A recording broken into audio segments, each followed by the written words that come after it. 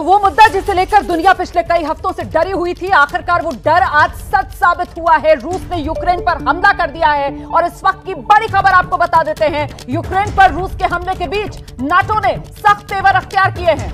NATO की ओर से press conference करके यह जानकारी दी गई है कि रूस को अब नतीजे भुगतने होंगे। यूक्रेन ने रूस के 2 नागरिकों को अपनी पकड़ में लिया है। अमेरिका की अगुवाई में नाटो देशों के सैनिक पूर्वी यूरोप में जमा हो रहे हैं और इस बीच ये 2 तस्वीरें आपके सामने। एक तरफ यूक्रेन ने रूस के 2 सैनिकों को बंधक बना लिया है।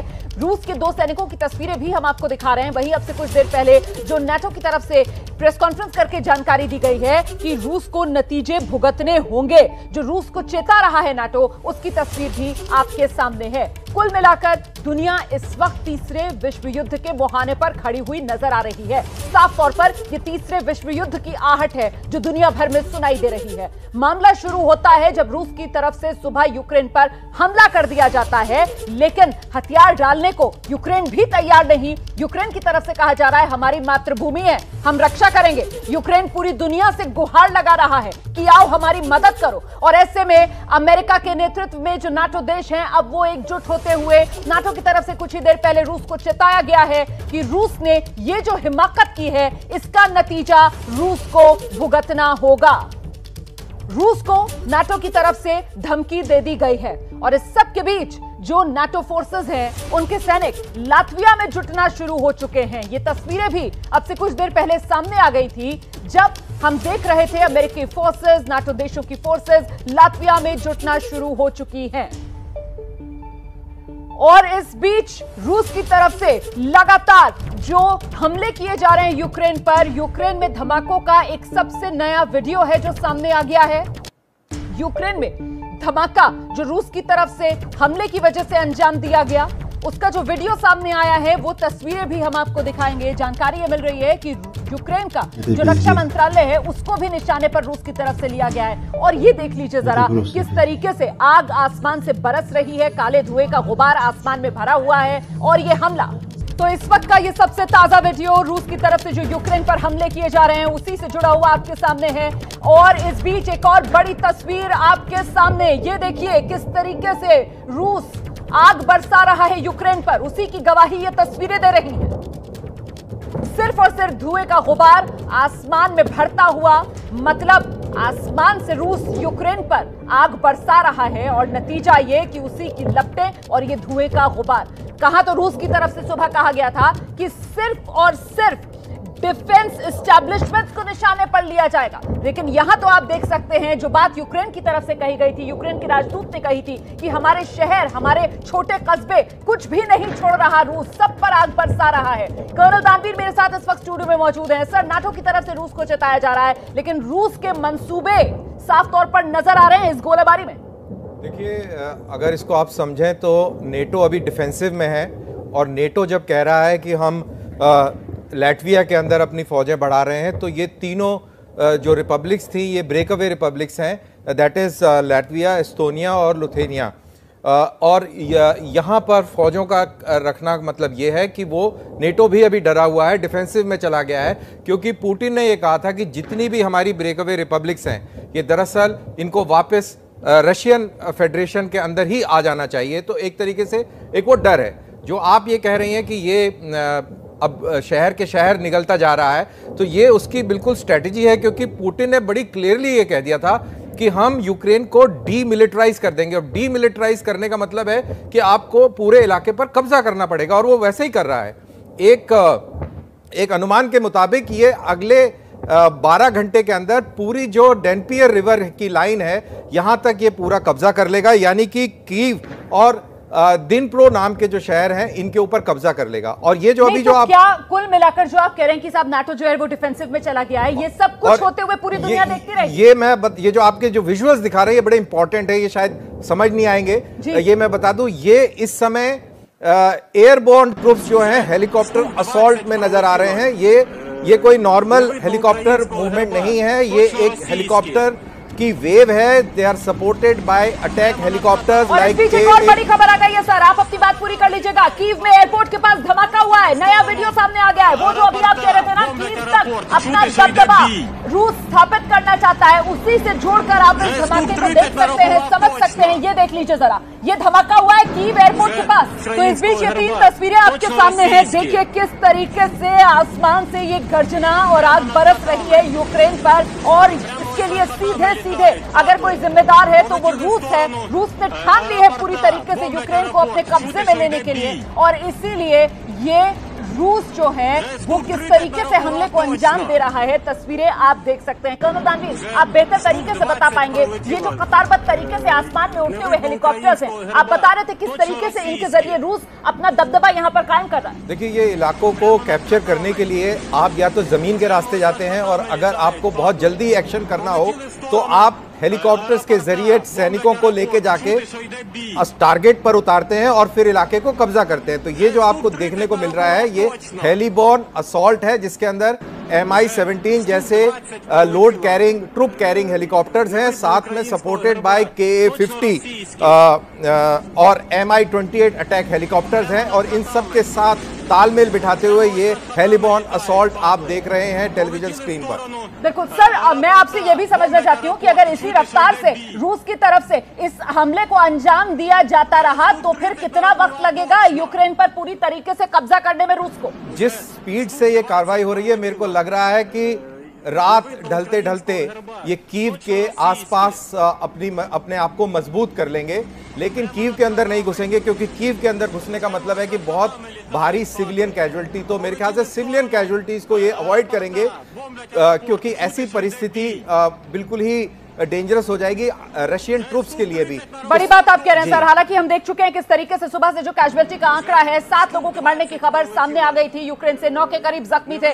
और इस बीच मेरे साथ और मेहमानों का पैनल भी मौजूद है। कर्नल दानवीर तो यही स्टूडियो में मेरे साथ मौजूद है, बाकी मेहमानों का मैं आपसे परिचय कराऊंगी, लेकिन उससे पहले जल्दी से आपको बता देते हैं कि ये जिस तरीके का युद्ध छिड़ा हुआ है, रूस ने जिस तरीके से हमला यूक्रेन पर किया है, इससे जुड़ी हुई बड़ी बातें क्या है, अभी तक का क्या डेवलपमेंट रहा है रूस यूक्रेन युद्ध पर, यह अब तक का बड़ा अपडेट जो मैं आपको दिखाने जा रही हूं। देखिए, यूक्रेन की राजधानी कीव समेत कई शहरों में रूस ने सुबह से हमले करने शुरू किए, एक के बाद एक मिसाइल दागनी शुरू कर दी। रूस की थल सेना भी यूक्रेन के भीतर दाखिल हो गई। हमने दिखाया था आपको किस तरीके से दक्षिण के इलाके से यूक्रेन में जो क्रीमिया वाला इलाका है, वहां से बड़े बड़े टैंक्स, बख्तरबंद गाड़ियां वो यूक्रेन में दाखिल हो रहे थे। यूक्रेन की एयर डिफेंस ध्वस्त करने का रूस की तरफ से दावा किया जा रहा है, और अब यूक्रेन के आसमान में रूस के जो फाइटर प्लेन्स हैं, जो दूसरे विमान हैं, वो उड़ते हुए भी नजर आ रहे हैं। रूस के हमले से जो ओडेसा में यूक्रेन के नौसैनिक अड्डे हैं, वहां पर आग लग गई। ब्लैक सी के नजदीक ओडेसा, जहां पर नेवल बेस यूक्रेन का, उसको नेस्तनाबूद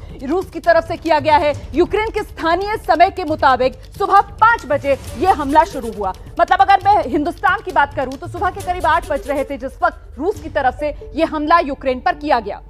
यूक्रेन दावा कर रहा है रूस की 6 विमान, 1 हेलीकॉप्टर उसने भी मार गिराया। यूक्रेन बार बार इस बात को दोहरा रहा है कि वो हथियार नहीं डालेगा, वो सरेंडर नहीं करेगा। यूक्रेन ने रूस के 50 सैनिकों को भी मारने का दावा किया है, और साथ ही आपको बता दें यूक्रेन ने अपने 40 सैनिकों के मारे जाने की भी पुष्टि कर दी है। कुल मिलाकर ये जो युद्ध है वो भयावह होता हुआ नजर आ रहा है, और इस सब के बीच रूस के हमले के बाद नाटो पलटवार की तैयारी में। अब से कुछ ही देर पहले नाटो की तरफ से बाकायदा प्रेस कॉन्फ्रेंस की गई है। रूस के खिलाफ अमेरिका की सेना लातविया पहुंच चुकी है। लातविया में ही जो नाटो फोर्सेस हैं, अब उनका जमावड़ा लगना शुरू हो चुका है। देखना दिलचस्प ये होगा कि नाटो देश जो पूरी तरीके से समर्थन में है यूक्रेन के साथ, वो आखिरकार अब क्या कदम उठाएंगे। और इस सब के बीच भारत की पैनी नजर लगी हुई है इन हालात पर। रक्षा मंत्री राजनाथ सिंह, उनकी तरफ से पहला और बड़ा बयान।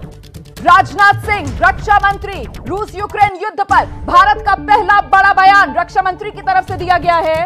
राजनाथ सिंह कह रहे हैं युद्ध की स्थिति पैदा नहीं होनी चाहिए। देखिए, अभी तक तो रूस की तरफ से यूक्रेन पर हमला किया गया है, यूक्रेन उसको रेजिस्ट कर रहा है, अभी नाटो फोर्सेस एक्शन में आई नहीं है। कुल मिलाकर दुनिया इसी कोशिश में कि युद्ध की स्थिति अभी भी किसी तरीके से रुक जाए। सुनिए जरा क्या कह रहे हैं रक्षा मंत्री राजनाथ सिंह। मदद मांग रहा है भारत से कि रूस को समझाइए इस पूरे मुद्दे पर नागरिकों बहुत हो रही है, बहुत सारे युवक फंसे हुए हैं।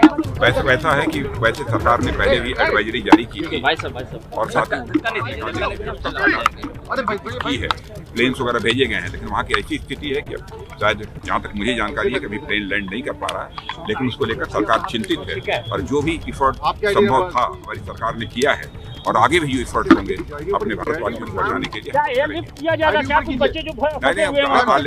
ऑलरेडी प्लेन वहाँ पर भेजी गई थी, कुछ बच्चे आए भी हैं, ऐसा नहीं है, कुछ बच्चे आए हैं, लेकिन एक प्लेन वहाँ गई, वहाँ पर शायद कुछ ऐसी स्थिति थी, हम प्लेन चाहते हुए भी वहाँ पर लैंड नहीं कर पाई। स्थिति विषम है, इसमें कहीं दो राय नहीं है, लेकिन फिर भी हमारी गवर्नमेंट का पूरा इफर्ट है, जो हमारे भारतवासी हैं, हमारे जो बच्चे वहाँ पर हैं, उन सभी को निकाला जाए। इंडिया का क्या स्टैंड है, इसमें कुछ बोल दीजिए आप। भारत चाहता है कि शांति कायम होनी चाहिए, बातचीत के द्वारा इसका हल निकाला जाना चाहिए, युद्ध की स्थिति पैदा नहीं होनी चाहिए, यही भारत की सोच है। तो रक्षा मंत्री राजनाथ सिंह को आप सुन रहे थे, कह रहे हैं भारत चाहता है कि शांति की स्थिति बनी रहे, युद्ध की स्थिति पैदा नहीं होनी चाहिए और भारत की पहली प्राथमिकता वो हिंदुस्तानी, खासतौर से जिसमें छात्र हैं भारतीय जो यूक्रेन में फंसे हुए हैं, उन्हें किसी तरीके से सुरक्षित हिंदुस्तान लाया जाए, जो फिलहाल मुमकिन इसलिए नजर नहीं आ रहा है क्योंकि अभी यूक्रेन के अंदर जो एयर स्पेस है उसको लॉक कर दिया गया है। और मेरे साथ स्टूडियो में तो कर्नल दानवीर मौजूद हैं, साथ ही आपको मिलवा देते हैं विवेक काटजू साहब पूर्व राजनयिक हमारे साथ मौजूद हैं, एसडी मुनि साहब पूर्व राजनयिक वो हमारे साथ इस चर्चा में शामिल हो रहे हैं। बहुत स्वागत आप दोनों का। सबसे पहले काटजू साहब से जरा समझते हैं कि इस वक्त दुनिया के सामने ये कितना बड़ा संकट है। काटजू साहब, यहाँ से आगे क्या? देखिए, संकट तो बहुत बड़ा है, लेकिन मुझे नहीं लगता है कि नेटो के देश अपने सैनिक रूस के खिलाफ उतारेंगे। वो आर्थिक प्रतिबंधों का सहारा लेंगे, वित्तीय प्रतिबंधों का सहारा लेंगे, क्योंकि अगर उन्होंने अपने सैनिक उतार दिए तो बहुत मामला बहुत ही बढ़ जाएगा। शीत युद्ध के दौरान भी कभी भी नेटो के सैनिक और रूस के सैनिकों ने आपस में लड़ाई नहीं की। हाँ, प्रॉक्सी वॉर बहुत हुई, लेकिन अगर सर आप बिल्कुल सही कह रहे हैं कि अगर यहां से नाटो की तरफ से कार्रवाई की जाती है तो फिर यह मामला और बहुत अगले स्तर पर पहुंच जाएगा, बढ़ते हुए बड़ा हो जाएगा और ज्यादा। इस बीच बड़ी खबर आ रही है, दुनिया में गोलबंदी शुरू हो गई है और वो गोलबंदी किस अंदाज में शुरू हो रही है आपको बता देते हैं। कौन सा देश किसके साथ खड़ा हुआ इस वक्त नजर आ रहा है, हम सब जानते हैं। रूस यूक्रेन युद्ध पर फ्रांस से ये बड़ी खबर सामने आ रही है। देश को संबोधित करेंगे फ्रांस के राष्ट्रपति इमैनुअल मैक्रों। आपसे कुछ ही देर बाद फ्रांस के राष्ट्रपति इमैनुअल मैक्रों का अपने देश के नाम संदेश है। तुर्की भी रूस के खिलाफ खुलकर सामने आ गया है। तुर्की रूस के खिलाफ खुलकर सामने आ गया है।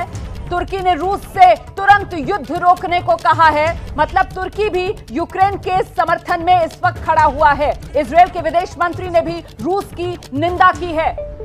तो दुनिया की तरफ से ये दबाव रूस पर बनाने की कोशिश की जा रही है। लेकिन एसडी मुनि साहब जिस बात का जिक्र यहां पर कर रहे थे काटजू साहब, कि ऐसा लगता नहीं है नाटो की तरफ से सैन्य कार्रवाई की जाए रूस के खिलाफ, सैंक्शंस लेकिन लगाए जाएंगे। लेकिन क्या ये सैंक्शंस रूस के जो इरादे हैं उन्हें कमजोर कर पाएंगे? कि रूस के ऊपर सैंक्शंस लगाई जाएंगी। यूरोप ने पहले ही अनाउंस कर दिया है कि उनके सारे जो बैंक्स हैं उनको ऑपरेट करने से मना करेंगे। रूसी बिजनेसेस यूरोपियन बैंक्स में अपनी एक्टिविटीज नहीं कर पाएंगे। वैसे भी आज शाम में मीटिंग भी होनी है नेटो की, और जैसे काटजू साहब ने कहा, ये सही है कि अगर नेटो की फोर्सेस वहां पर जमीन पे नहीं आनी चाहिए। हो सकता है वो हर तरह से मदद जरूर करेंगे मिलिटरली भी, लेकिन सबसे ज्यादा जो जोर है वो इकोनॉमिक सैंक्शंस पे ही रहेगा। आप बड़ी बात कह रहे हैं सर। आज हमने जब अमेरिका से विशेष मेहमान जेड तरार से बात की तो उनकी तरफ से भी यही कहा गया एबीपी न्यूज को कि सब सैंक्शंस लगाने की दिशा में कदम उठाया जाएगा अमेरिका की तरफ से, और ऐसी सैंक्शंस होंगी जो इससे पहले कभी दुनिया ने देखी नहीं होंगी। लेकिन सवाल बड़ा ये उठता है कि ये सैंक्शंस लगाने का रूस पर कितना असर होगा। फिलहाल आपको सीधे लिए चलते हैं ग्राउंड जीरो वॉर जोन, जहां पर मौजूद है मेरे सहयोगी प्रणय उपाध्याय, और उनसे जानते हैं इस वक्त किस तरीके के हालात, कैसी स्थिति। प्रणय। बिल्कुल रोमाना, और इस समय मैं आपको बताऊंगा कि मैं इस समय कीव की यानी यूक्रेन की राजधानी कीव के उस सबवे में खड़ा हूं जिसे बॉम्ब शेल्टर में तब्दील कर दिया गया है। और अगर आप मुझे 1 मिनट दें तो मैं आपको दिखाना चाहूंगा कि ये बॉम्ब शेल्टर किस तरीके के बनाए गए हैं, जिसके अंदर लोगों को जाने के लिए बार बार कहा जाता है। और जब भी स्थिति ऐसी को लगती है तो पुलिस की जो वाहन है वो बाकायदा यहाँ पे लोगों को कहती है कि वो बॉम्ब शेल्टर्स में चले जाएं। यहाँ तक कि मीडिया कर्मियों को भी कहा जाता है कि वो बॉम्ब शेल्टर्स में चले जाएं। इस तरीके से जो सबवे है, जो आमतौर पर यातायात के लिए इस्तेमाल किए जाते हैं, लेकिन सबवेज को इस समय में चूंकि ये भारी कंक्रीट के बने हुए बंकर हैं और इस तरीके से इसको बनाया गया है कि इसे बॉम्ब शेल्टर की तरह भी इस्तेमाल किया जा सकता है। और ये इस तरीके से अंदर दाखिल होने के बाद आप इस जगह पर सुरक्षित अपने आप को रख सकते हैं। और यहाँ पर देखिए कि किस तरीके से सुरक्षा के भी इंतजाम हैं, यहाँ पर पुलिस भी है, इसके अलावा जो बेसिक सुविधाएं हैं वो भी हैं। और जैसा मैं आपसे कह रहा था, देखिए मीडिया का क्रू भी जो है, इंटरनेशनल मीडिया का भी बहुत सा क्रू यहाँ पर फिलहाल मौजूद है। और बाहर की स्थिति फिलहाल ठीक है, ऐसी बहुत ज़्यादा यहाँ एयर रेड्स अब नहीं हो रही हैं, या इस तरीके के एयर सायरन्स जो हैं जो बज रहे थे कुछ समय पहले तक रोमाना, वो इस समय नहीं बज रहे हैं। लेकिन फिर भी लोगों के बीच में इस चीज़ की आशंका ज़रूर है, क्योंकि ये लड़ाई अभी छिड़ी है। लगातार धमाकों की आवाज़ कीव में सुबह से सुनी जा रही है। और कीव ही नहीं, खारकोव में, मरियापोल में, लेव में, ओडेसा, इन तमाम जगहों पर बमबारी या धमाकों की आवाज़ सुनी जा रही है। और ऐसे में इस चीज़ की आशंका ज़्यादा है कि ये लड़ाई आगे बढ़ सकती है। और इसके मद्देनज़र जो सुरक्षा के इंतज़ाम हैं वो भी मुकम्मल किए गए हैं। इसके अलावा मार्शल लॉ जो है वो लागू कर दिया गया है। मार्शल लॉ लागू करने का मतलब है कि पूरी तरीके से सेना के नियंत्रण में स्थिति आ चुकी है और यूक्रेन की सेना ने आवाजाही को नियंत्रित कर दिया है। कीव शहर में भी और उसके आसपास के इलाकों में पूरा जो यूक्रेन का एयर स्पेस है वो फिलहाल बंद कर दिया गया है। और उस एयर स्पेस के बंद हो जाने के कारण जो अंतर्राष्ट्रीय आवाजाही है वो फिलहाल बंद है। जो सामान्य कमर्शियल उड़ानें हैं वो इस इलाके में नहीं निकल रही हैं। मैं लौटूंगी आपके पास। प्रणय उपाध्याय बंकर दिखा रहे थे जो बनाया गया है, वहां पर अगर धमाका होता है तो जो नागरिक हैं वो सुरक्षित इसमें पनाह ले सकें। इस बीच बड़ी खबर, रूस यूक्रेन युद्ध को लेकर इस वक्त की बड़ी खबर जो सामने आ रही है वो ये कि यूक्रेन ने रूस के एक विमान को गिराने का दावा किया है। उसका वीडियो सामने आया है, ये आप देख रहे हैं। हेलीकॉप्टर जो इस वक्त जली हुई हालत में नजर आ रहा है टेलीविजन स्क्रीन पर, और इसी को लेकर यूक्रेन की तरफ से बड़ा दावा किया गया है कि उसने रूस के हेलीकॉप्टर को गिरा दिया। कर्नल दानवीर, ये हेलीकॉप्टर उड़ान भरी रूस की तरफ से हमले के मंशा से, लेकिन ये सबसे पहली तस्वीर जो एबीपी न्यूज पर दर्शक देख पा रहे हैं, रूस के इस विमान को यूक्रेन ने गिरा दिया है। देखिए ये बड़ी इंटरेस्टिंग आपके विजुअल्स हैं और ये आपके दर्शकों को बता दें, डबल रोटर्स का ये एयरक्राफ्ट अटैक हेलीकॉप्टर कैमोव 50 है। और ये अटैक हेलीकॉप्टर, जैसा उससे पहले आप वीडियो में दिखा रहे थे कैसे हेलीकॉप्टर असॉल्ट हो रहा था, और ऐसे हेलीकॉप्टर असॉल्ट को क्लोज एयर सपोर्ट और क्लोज ग्राउंड सपोर्ट देते हैं इस तरीके के अटैक हेलीकॉप्टर। और ये एक वो अटैक हेलीकॉप्टर है जिसको गिरा दिया गया है। अब आप ध्यान से देखें तो इस हेलीकॉप्टर के साइड में छोटा सा विंग पैनल है, उसके ऊपर एक मिसाइल भी और ड्रॉप टैंक भी लगा हुआ है। ये जो एक मिसाइल नुमा दिख रहा है, ये ड्रॉप टैंक है एडिशनल फ्यूल ले जाने के लिए, और इसके ऊपर मिसाइल और बॉम्ब्स लगे हुए हैं। बेसिकली ग्राउंड फोर्सेस को सपोर्ट देने के लिए एयरक्राफ्ट है और इसको गिरा दिया गया है। ये आप दिखा रहे हैं। इसी तरीके के हेलीकॉप्टर्स के जरिए इस वक्त रूस जो है वो यूक्रेन के आसमान से वहां पर आग बरसा रहा है। इसकी शुरुआत आज सुबह हुई है। रूस की तरफ से ताबड़तोड़ यूक्रेन पर हमले करने शुरू कर दिए गए, और वो किन किन शहरों में, किन किन इलाकों में यूक्रेन में निशाना रूस ने साधा है वो विस्तार से जरा आपको ग्राफिक्स के जरिए हम समझाएंगे। फिलहाल आप ये जान लीजिए कि हवा के जरिए, जमीन के जरिए, पानी के जरिए हर तरफ से घेराबंदी जो रूस ने की है यूक्रेन की। और धमाके अब तक कहां हुए हैं, खासतौर से तो ये जो कीव आप देख रहे हैं, मतलब जो राजधानी है यूक्रेन की, इसे निशाने पर लिया गया है रूस की तरफ से। इसके अलावा खार्किव को खासतौर से चुन चुन कर यहां पर मिसाइल दागे जा रहे हैं। क्रेमेटोर्स्क एक और इलाका यूक्रेन का जहां पर रूस की तरफ से हमले किए जा रहे हैं। और इतना ही नहीं, जो पूर्वी यूक्रेन का इलाका है वहां पर मारियोपोल, यहां पर भी रूस लगातार मिसाइल से हमले कर रहा है। रह रहकर इन इलाकों में वो जो इमरजेंसी अलार्म्स हैं उनकी आवाजें सुनाई दे रही हैं। दीप्रो आपको देख सकते हैं आप नक्शे पर इस वक्त यूक्रेन के, यहां दीप्रो में भी रूस की तरफ से जबरदस्त बमबारी की जा रही है। इसी के साथ ये ज़पोरिज्जिया का इलाका आप देख रहे हैं, यहां पर भी रूस रह रहकर हमले कर रहा है। रूस की मंशा यही कि किसी तरीके से यूक्रेन को इतना कमजोर, इतना नेस्तनाबूद कर दिया जाए कि रूस अपना दबदबा इस पूरे इलाके में कायम कर ले। और दक्षिणी यूक्रेन में आप देख रहे हैं, ये ओडेसा का इलाका है, बिल्कुल ब्लैक सी से सटा हुआ आप इस इलाके को कह सकते हैं। यहां पर जो यूक्रेन का नेवल बेस था, वहां पर भी रूस की तरफ से बम बरसाए गए, वहां पर भी आगजनी की गई। ये जो ओडेसा वाला इलाका है, यहां पर रूस की तरफ से जो बमबारी की गई है,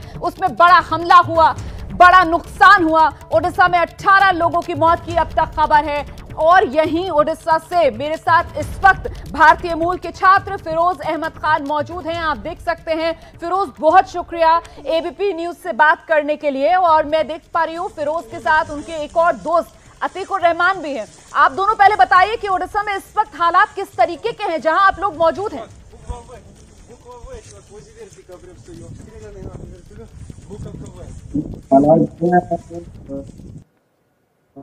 खराब होते जा रहे हैं, क्योंकि मैम हम अभी मॉर्निंग से लेके अब तक हम कई बॉम्ब के कई जो है साउंड सुन चुके हैं। एकदम हमारी जो बिल्डिंग हम जहाँ रह रहे हैं एकदम वाइब्रेट हो गई थी मैम। तो मैम वीडियोस जो देख के हमारे आसपास सिटी में वीडियोस आ रही हैं, उसको लेके भी मैम बहुत ज्यादा जो है पैनिक है, हम बहुत ज्यादा परेशान है मैम। यहाँ नेवल बेस भी एक्चुअली वहाँ पे अटैक हुआ और जो है लैंड पे अटैक हो रहा है कहीं ना कहीं। तो मैम बहुत ज्यादा परेशानी जो है यहाँ के बीच में आ गई है मैम। और एयर क्लोज हो गया है, तो इंडिया आ भी नहीं सकती, परेशानी। बिल्कुल आवाज कट रही है, मैं दोबारा आपसे बात करने की कोशिश करूंगी। और इस बीच आपको बता दें, नाटो की तरफ से 100 से ज्यादा अपने लड़ाकू विमानों को तैनात किया गया है।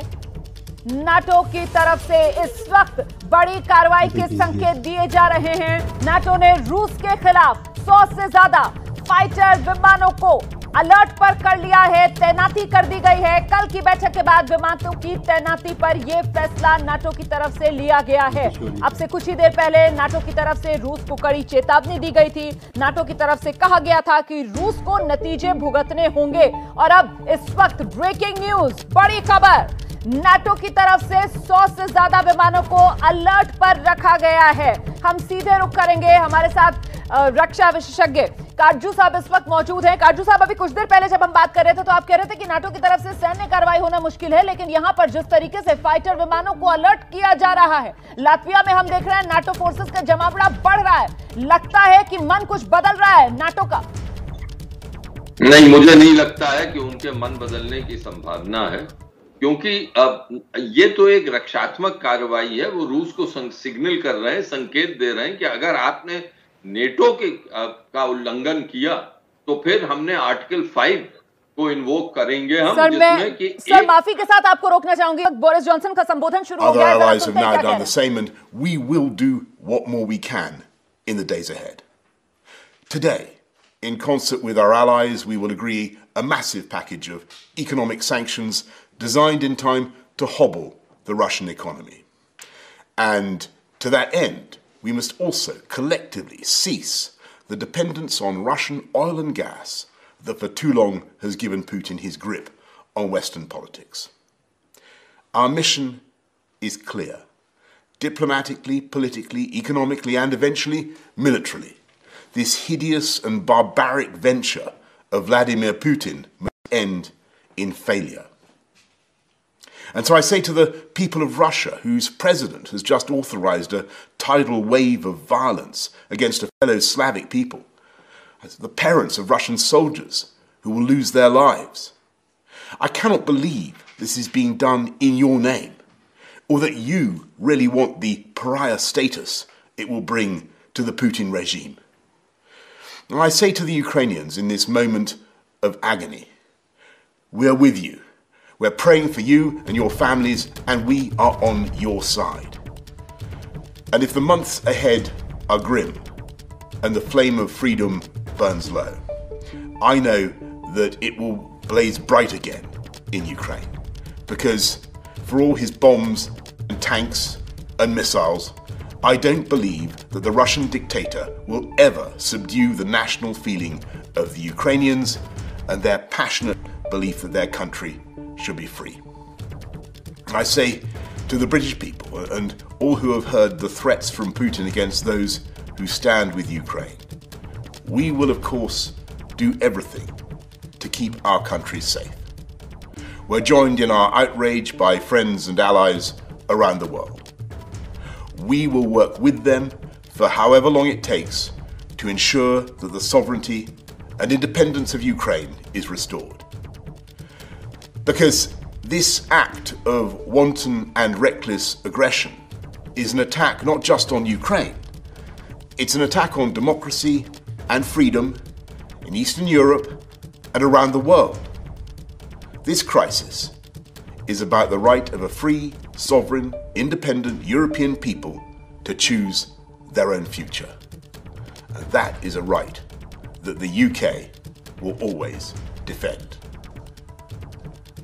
ब्रिटेन के प्रधानमंत्री बोरिस जॉनसन को आप सुन रहे थे, कह रहे हैं कि इस मुश्किल घड़ी में ब्रिटेन जो है वो यूक्रेन के लोगों के साथ है। हम इकोनॉमिक आर्थिक सैंक्शंस रूस पर लगाएंगे, इतने सख्त होंगे वो आर्थिक सैंक्शंस की उससे रूस की जो अर्थव्यवस्था है उसे पूरी तरीके से हम खोखला कर देंगे। और इसी तरीके से रूस की घेराबंदी की तैयारी इस वक्त लग रहा है कि नाटो देशों की तरफ से करने की मंशा जाहिर की जा रही है। कर्नल रणबीर जी हाँ, जिस हिसाब से बोरिस जॉनसन ने अपनी बात रखी उससे ये बिल्कुल साफ नजर आया कि वो बहुत ही डिफेंसिव पर हैं। जब उन्होंने बोला कि कोई मिलिट्री एक्शन नहीं होने जा रहा, कोई मिलिट्री एक्शन नहीं होगा, और उन्होंने सबसे बड़ी बात ये कही कि हम अपने देश की रक्षा करेंगे, यानी कि उनको रशियन इन्वेजन की धमक जो है इंग्लैंड तक महसूस हो रही है। और आप ये भी ध्यान रखें, और ये चेतावनी जो है वो पुतिन की तरफ से दी गई थी। ये पुतिन की तरफ से कहा गया था कि जो हमारे मामले में दखल देगा वो तैयार रहे गंभीर नतीजे भुगतने के लिए। और इस बीच बड़ी खबर आ रही है सर, आपको रोकना चाहूंगी, उसके बाद आप अपनी बात पूरी कर लीजिएगा। अमेरिकी राष्ट्रपति जो बाइडेन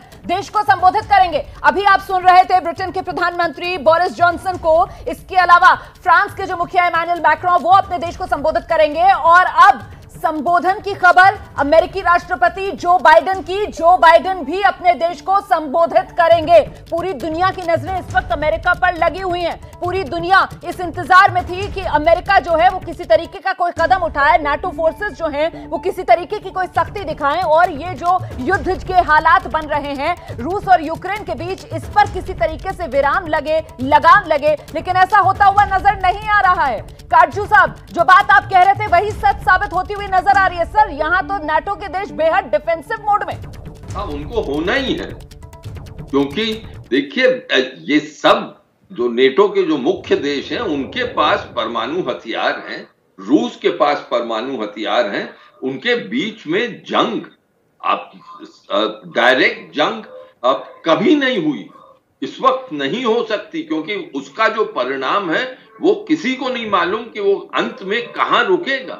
तो इसलिए वो आर्थिक प्रतिबंध, वित्तीय प्रतिबंध की बात कर रहे हैं। और सबसे ज्यादा बोरिस जॉनसन ने जो कहा कि अब हम ये तय करेंगे कि ऊर्जा के क्षेत्र में रूस पर निर्भर नहीं रहेंगे, क्योंकि ऊर्जा के ही जरिए अब हमें रूस जो है वो हम पर प्रेशर डालता है, तो वो हम नहीं बिल्कुल सही बात सर। लेकिन ये सब तो लॉन्ग टर्म प्लानिंग के तहत चला जाएगा ना, मतलब ये तय माना जाए कि यूक्रेन फिलहाल बलि चढ़ने वाला है, ये तय मान लिया जाए कि फिलहाल यूक्रेन में जो रूस के मंसूबे थे उसको तो रूस अंजाम दे देगा। काटजू साहब, हाँ, रूस देखिए अंजाम तो दे देगा, लेकिन रूस चाहता क्या है? रूस ने एक शब्द पुतिन ने इस्तेमाल किया था, जो या दो शब्द जो बहुत ही मेरा मानना है सिग्निफिकेंट थे, महत्वपूर्ण थे। पहला उन्होंने कहा डीमिलिटराइज, कि हम यूक्रेन की जो रक्षा की क्षमता है, उनकी सैन्य क्षमता है, उसको हम नष्ट नाबूद करेंगे। दूसरा उन्होंने कहा था डी नाजीफाई। ये इतिहास का इसमें एक इतिहास है। उनका मानना है, पुतिन जैसे लोगों का मानना है कि द्वितीय विश्व युद्ध के दौरान यूक्रेन का एक तबका था जिसने नाजी जर्मनी का, हिटलर और उनके सहयोगियों का साथ दिया था। वो याद अभी भी ताजा है अब रूस के एक तबके के जहन में, पुतिन के जहन में। तो वो ये संकेत दे रहे हैं कि वो लोग जो कि अब विदेशियों का सहारा लेकर रूस की जो रक्षा है, रूस के जो हित हैं, उनको क्षति पहुंचा सकते हैं और पहुंचा रहे हैं, हम उनको भी खत्म करेंगे। तीसरी चीज जो उन्होंने अपने भाषण में कही वो भी महत्वपूर्ण है कि हम उन सबको अदालत में लाएंगे जिन्होंने नरसंहार किया है डोनेस्क और लुहांस्क के लोगों को। तो यानी रूस जो है उसने एक प्रहार बोला है यूक्रेन पर, और उसके साथ साथ वो ये कह रहा है कि नेटो से कि आप इस जंग के बीच में मत आए। तो अब नेटो के पास क्या है? वो तो बस आर्थिक प्रतिबंध लगाएंगे जिसका परिणाम अब विश्व को भुगतना पड़ेगा, क्योंकि अभी तक जो नेटो ने प्रतिबंध लगाए हैं वो इस तरह लगाए कि रूस को तो कुछ नुकसान हो लेकिन विश्व अर्थव्यवस्था पर नुकसान नहीं हो। अब मेरा मानना है कि वो सीमा पार होगी, और आज आपने देख ही लिया विश्व के शेयर बाजारों की क्या हालत थी। 2700 तो भारत सेंसेक्स गिरा। बिल्कुल तो सर, इसका शेयर बाजार तो पूरी तरीके से धड़ाम हो गया। हमने देखा किस तरीके से अंतर्राष्ट्रीय बाजार में कच्चे तेल की कीमतें जो हैं वो 2014 के स्तर पर पहुंच गई। हमने देखा किस तरीके से जो रूबल है वो धड़ाम हो गया। और इस सब के बीच यूक्रेन की तरफ से कहा जा रहा है कि रूस ने यूक्रेन पर 30 से ज्यादा मिसाइल दागे, जिसमें कैलिबर क्रूज मिसाइल भी है। इससे समझा जा सकता है कि कितना नुकसान यूक्रेन को रूस ने पहुंचाया है। कर्नल दानवीर, देखिए, यूक्रेन के ऊपर इन्होंने टोटल बैटल स्पेस डोमिनेंस इख्तियार कर ली है, यानी कि अब जैसे देखने में और समझने में आ रहा है कि अब यूक्रेन के पास वो मिलिट्री क्षमता नहीं है कि कारगर तरीके से रशियन सैनिकों को रोका जा सके। और अब ये पूरी घेराबंदी आने वाले समय में आप देखेंगे कीव के चारों तरफ रशियन फोर्सेस की होगी, और फिर जब नेगोशिएशन में जब स्थिति पहुंचेगी, क्योंकि अल्टीमेटली नेगोशिएशन ही होना है, नेगोशिएशन के अलावा कोई चारा नहीं है, तो तब ऐसी स्थिति पैदा होगी जिसमें रशिया जो है बहुत ही स्ट्रॉन्ग पोजीशन में होगा। और मैं ये इसलिए बोल रहा हूं कि रशियंस कीव के अंदर नहीं घुसेंगे, क्योंकि चेचनिया के युद्ध के अंदर रशियंस की बहुत ही बैड मेमोरीज हैं अर्बन वॉरफेयर की। ये आप समझिए, अर्बन वॉरफेयर में चीनी और रूसी सैनिकों का बहुत नुकसान हुआ था चेचनिया में, और वो उस टाइप की स्थिति में दोबारा नहीं फंसना चाहेंगे। तो मेरे को लगता है कि शायद कीव में नहीं घुसेंगे, लेकिन बाकी चारों आप बड़ी बात कह रहे हैं। आप ये कह रहे हैं कि आपका आकलन ये कहता है कि कीव जो राजधानी है यूक्रेन की, उससे दूरी बनाकर रखेगी रूस की सेना, कीव में नहीं घुसेगी रूस की सेना।